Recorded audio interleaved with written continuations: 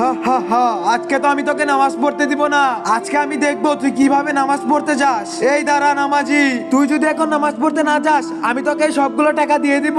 আরে শয়তান, এই দুনিয়ার সবকিছু আমাকে দিলেও আমি নামাজ পড়া বন্ধ করব না। আমার তাড়াতাড়ি নামাজ পড়তে যেতে হবে, তুই এখান থেকে সর। আরে দাঁড়াও, হ্যাঁ বলেন, তুমি এখন ভিতরে নামাজ পড়তে যাইতেছো না? নামাজ পড়া বাদ দিয়ে আমার সাথে চলো। চলো না, এখন একটু ঘুরে আসি। আচ্ছা চলো ঘুরে আসি, পরে নামাজ পড়বো। কালকেও তো আমার নামাজ পড়া হয়নি, যাই নামাজটা পড়ে আসি। না না না, যাই নামাজটা পড়ে আসি। আরে দাঁড়াও, আমাকে রেখে তুমি কোথায় যাইতেছো? আরে আমি নামাজ পড়ে আসতেছি, দাঁড়াও। এই দাঁড়া, এখান থেকে এক পাও সরবি না। আজকে দেখা যাবে এখানে কে জিতে, কোরআন নাকি শয়তান। কোরআনকে ভালোবেসে থাকলে চ্যানেলটাকে সাবস্ক্রাইব করে দাও, আর শয়তানকে ভালোবেসে থাকলে কিছুই করার দরকার নেই। না হলে তোর খবর আছে। আরে আমার মনে হচ্ছে এই মেয়েটার উপরে কোনো শয়তান জিন আচর করেছে।